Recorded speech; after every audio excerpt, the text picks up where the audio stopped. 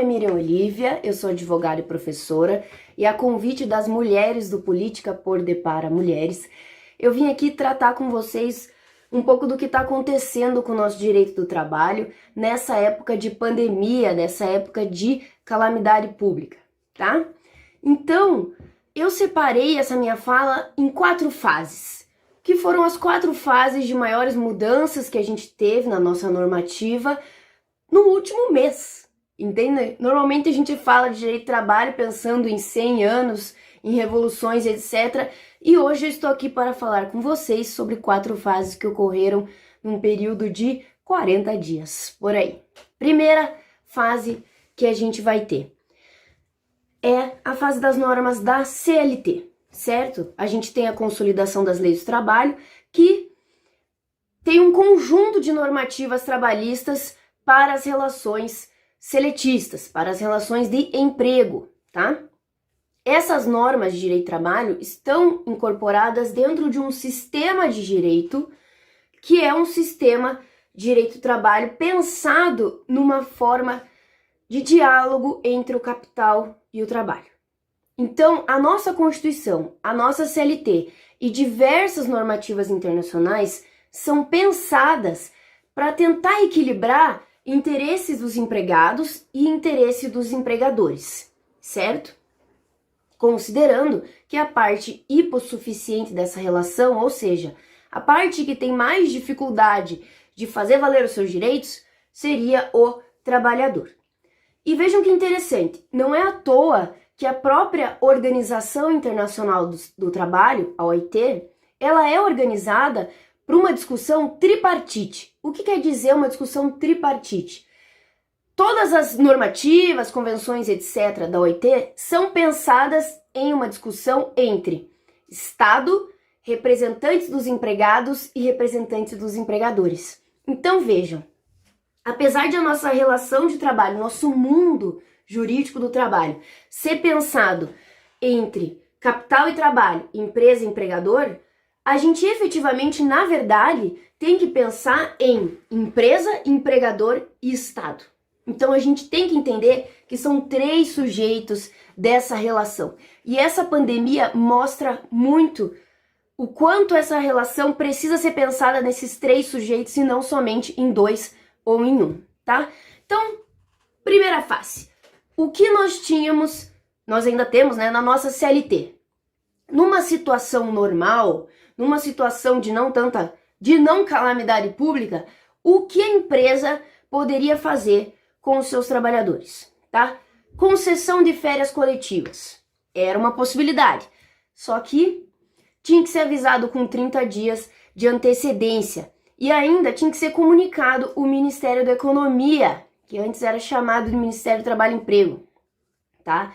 Antes de ser decretada a calamidade pública, algumas empresas bem grandes, montadoras, etc., já estavam negociando com os sindicatos para tentar fazer essa concessão de férias coletivas, tá?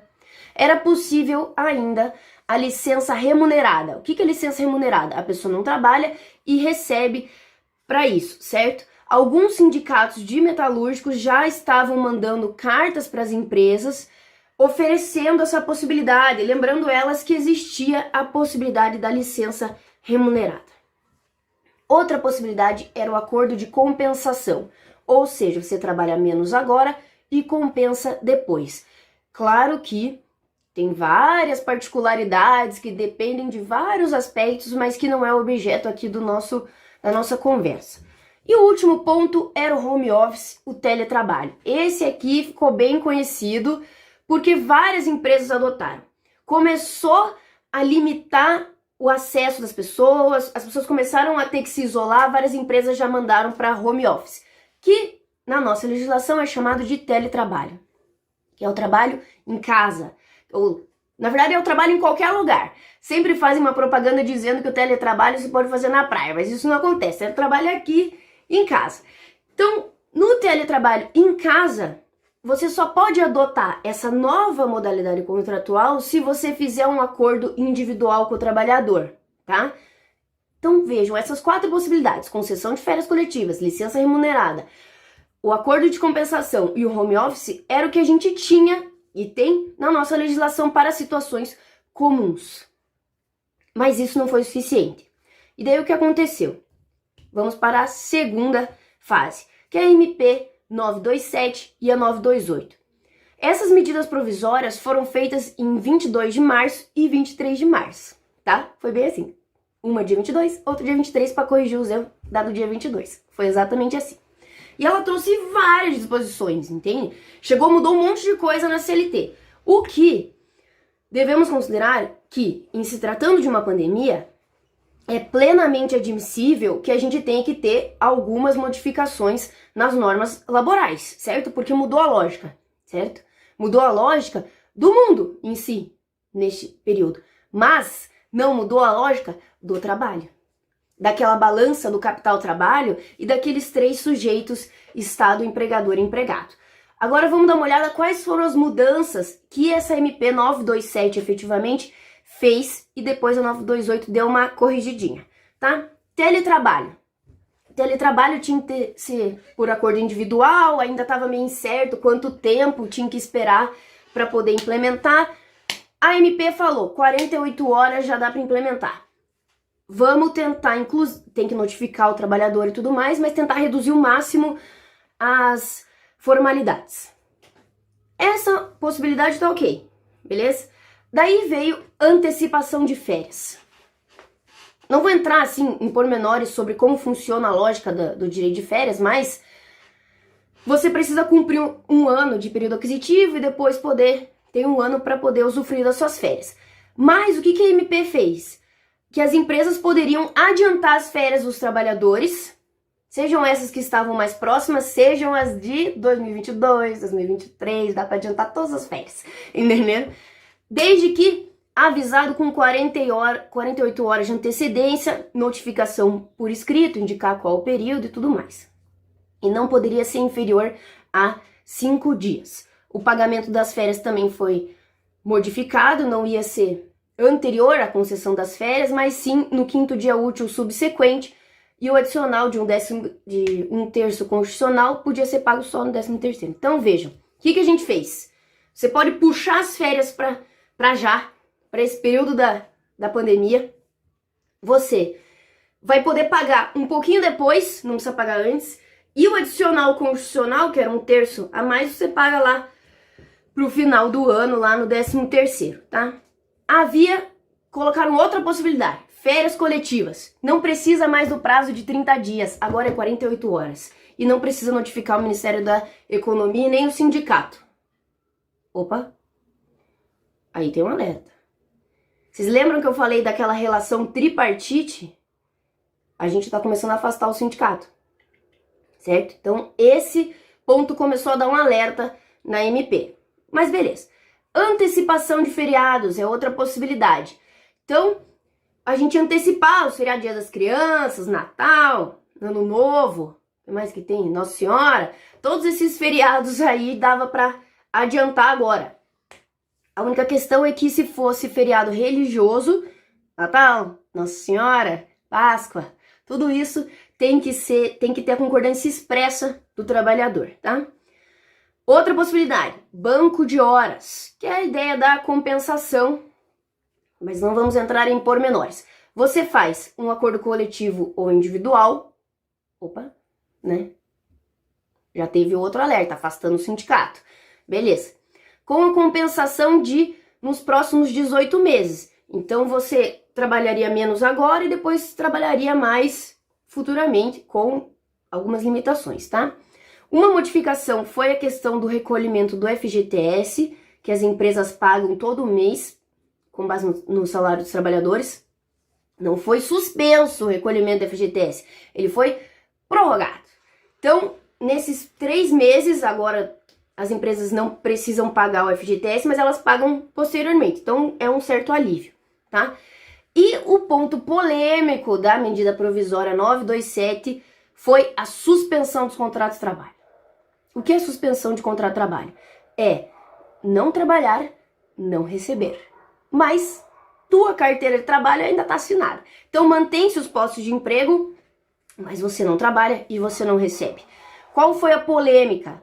É que colocaram essa possibilidade, para a empresa e disseram ainda que a empresa teria que oferecer cursos de treinamento, cursos para as pessoas nesse período, que ela só poderia suspender se ela oferecesse curso, e se ela quisesse, ela poderia dar uma ajuda mensal para o trabalhador a seu critério.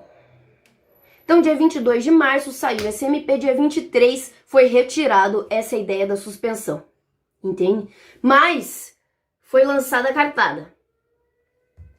Daí veio a MP 936 no dia 1º de abril. Ela trouxe 3 grandes disposições e uma delas foi a questão da suspensão, que foi melhorada, digamos assim, foi pensada um pouco melhor, tá? Quais são as 3 disposições da medida provisória 936? Pagamento do benefício emergencial de preservação do emprego e renda, redução proporcional de jornada e salário e a suspensão temporária do contrato de trabalho, tá? Vamos lá. O que é redução proporcional? Eles colocaram alguns critérios, algumas faixas, que é a redução de 25%, 50% e 70% da sua jornada de trabalho e, concomitantemente, do seu salário. Entendido? Que vai durar no máximo 90 dias. Seja uma ou outra redução ou suspensão e etc. Desde que seguido alguns critérios. Preservação do valor do salário hora do trabalhador. Então, o valor da hora dele de trabalho mantém. Alteração por acordo individual ou escrito, dependendo da faixa salarial. Já vou explicar qual é o problema disso. Excluir o sindicato. De novo. Estão entendendo? Aquele alerta lá no começo, consolidou aqui. E o referido acordo tem que ser mandado com 2 dias de antecedência para o trabalhador. Não é 48 horas, tem uma diferença no direito. Como que funciona essa questão das faixas salariais? Então vejam, só dá para fazer essa redução proporcional para algumas faixas salariais, que é, para quem recebe até 3.135, pode fazer essas reduções por acordo individual. Para quem recebe de 3.135 até 12.202, tem algumas divergências. Há a possibilidade dessa redução em 25, até 25% por acordo individual, depois disso tem que ser acordo coletivo. E quem recebe mais de 12.202,12 e possui diploma de ensino superior, pode fazer isso também por contrato individual. Ou seja, quem recebe menos de 3.135 e mais de 12.000 e pouco, pode fazer por acordo individual. Beleza? Agora, beleza, isso é redução proporcional. Suspensão no contrato de trabalho que eu falei para vocês, que é o quê? Não trabalha, não recebe, mas mantém o posto de emprego. A MP falou que pode ser por acordo individual escrito ou coletivo. De novo, excluir o sindicato, que tem que ser encaminhado com 2 dias de antecedência e que, apesar de a pessoa não receber a sua remuneração efetiva, os benefícios são mantidos. Benefícios como, por exemplo, plano de saúde. Há uma discussão se vale alimentação está incluso sobre isso, tá? Beleza. Daí tem um porém, que empresas que têm uma receita bruta em 2019, né, que tiveram no ano calendário de 2019 uma receita bruta de 4.800.000, necessariamente são obrigadas a pagar uma ajuda compensatória no valor de 30% do salário do empregado. Empresas que recebem menos que isso não precisam pagar nada, tá? Lembrando que a suspensão também funciona pela essa lógica da faixa salarial. Então, até 3.135 pode por contrato individual, acima de 12.202,12 e com ensino superior completo, diploma de ensino superior, também pode por contrato individual. No meio, só por negociação coletiva. Beleza? Compreendido isso? Nos 2 casos, tanto suspensão como nessa redução proporcional, o trabalhador pode ir atrás do benefício emergencial de preservação do emprego e renda. Obviamente que isso está mais focalizado para o trabalhador de até 3.132, tá? Esse benefício, então, tá tendo uma discussão, inclusive a Ana Viana, do Política por Depara, escreveu uma crítica sobre esse aplicativo, que às vezes pode não alcançar todo mundo, mas daí vocês leem o artigo dela. Mas qual que é a ideia? O valor desse benefício não é o seguro-desemprego. É com base no seguro-desemprego. Então ninguém está recebendo seguro-desemprego, tá? É com base. Então o valor máximo que a pessoa pode receber de seguro-desemprego vai ser a base de cálculo para esse benefício, que é R$ 1.813,03. Então vejam, a faixa salarial é até 3.100 e alguma coisa e o benefício vai ser só até 1.800, tá? Então, beleza. Sabendo disso, é só a gente precisa lembrar. Por exemplo, na suspensão vai ser daí esse valor sem muita discussão, dependendo do valor que a pessoa recebe, mas no caso da redução proporcional, se reduziu 30%, a pessoa daí recebe os 30% desse valor do benefício, tá? Mas isso é um pormenores não tão relevante aqui para nossa discussão. Qual foi o problema? Daí a gente tem que parar. Todo mundo aqui tá afoito com essas medidas provisórias, mas o pessoal esqueceu de olhar para onde? Para a Constituição, gente, lá para cima da pirâmide de Kelsen. O que tá escrito no artigo 7º da Constituição? Que é o artigo dos trabalhadores, né? Artigo 7º. São direitos dos trabalhadores urbanos e rurais, além de outros que visem a sua melhoria de condição social. Inciso 6º. Irredutibilidade do salário, salvo o disposto em convenção ou acordo coletivo. É direito fundamental que qualquer redução salarial só possa ser feita com intermédio do sindicato. A nossa Constituição segura aquela relação tripartite, entende? Ela não exclui o sindicato. E aí veio a discussão em cima das MPs. A gente teve a ADIM 6363, que eu vou deixar o link ali para vocês darem uma olhada. E o que o ministro Lewandowski falou? Ele enfrentou essa discussão, mas de forma bem leve, digamos assim. Que o acordo individual para redução de jornada de salário, que efetivamente reduz o salário, e a suspensão, que cancela o salário, deverão ser comunicados aos sindicatos no período de 10 dias. Então, se você fez um acordo individual, você vai ter que comunicar ao sindicato no período de 10 dias. Se o sindicato não responder, o acordo está consolidado, tá? É considerado que ele aceitou, que o sindicato aceitou. E o sindicato, recebendo essa notificação, ele pode deflagrar a negociação coletiva. O que o ministro fez?